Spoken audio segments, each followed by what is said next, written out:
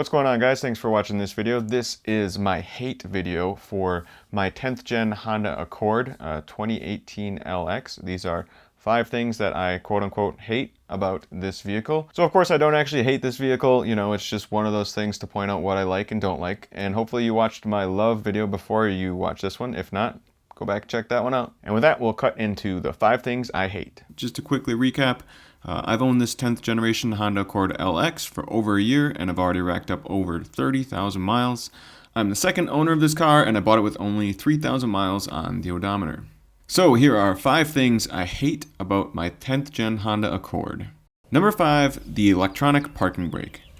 Okay, now I get it. Most newer vehicles today have abandoned the standard pull lever style parking brake, but I just really miss being able to pull the handbrake to get the back end to kick out, you know, while playing in the snow like I used to do in my old 8th gen Honda Civic. So it's certainly not a deal breaker with this car, but just one of the fun things I kind of miss.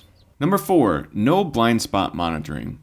Now this is more of a specific complaint about the LX trim of this generation Honda Accord. Once you move up to the EX trim and higher, the blind spot monitoring system is standard. However, given all the basic safety features the LX trim already has, I just came to be a bit surprised that the LX trim did not have any blind spot monitoring. Number 3, losing cruise control. Okay, not gonna lie, I had a hard time picking 5 things I actually hate about this vehicle.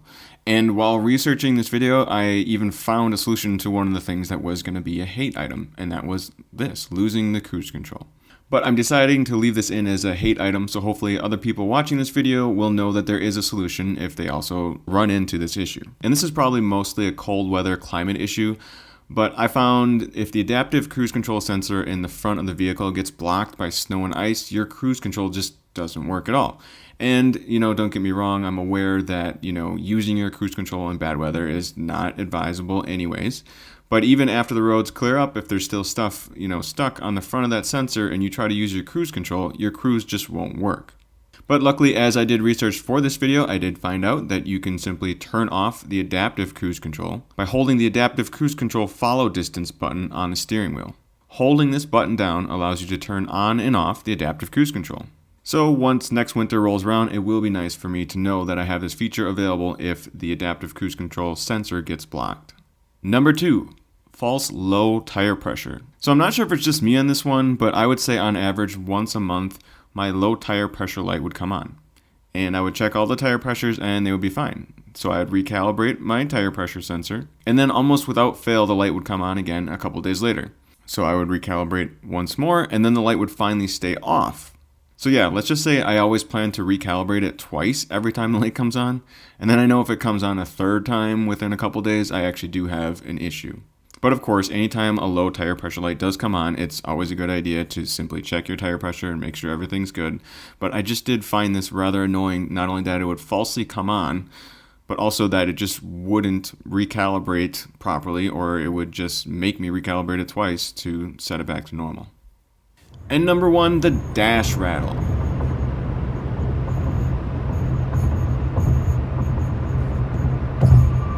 Okay, so doing a quick research online will give you a decent amount of complaints about this issue. And honestly, I found this car seems to have 2 different dash rattles that I have came to live with at this point. One only seems to happen when it's cold out. It sounds like it's coming from around the area just above my legs while I'm driving, and almost sounds like ice chunks are stuck somewhere underneath the car. I don't really know what else to say about this one. It's kind of the second least annoying one for me, and it doesn't bother me as much as this main rattle. And I think this main rattle is the most common one everyone deals with this car, and it's actually coming from the AC control unit.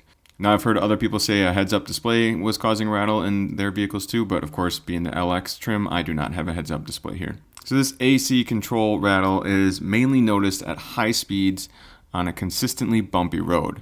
And I've actually spent countless hours trying to fix this issue myself, hoping to be a YouTube superhero for doing so. Unfortunately, all I've really been able to do is narrow it down to the center vent tubes that connect to the heater controls. I found that if you apply extra force to them, you're able to actually stop the rattle.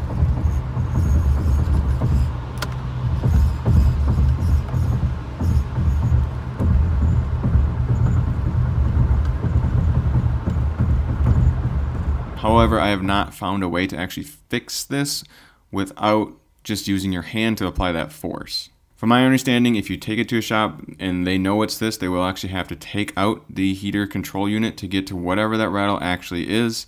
So, and yeah, my car's still under warranty, so I should just take it in. And once I know Honda has a proper fix for it, hopefully I will do just that.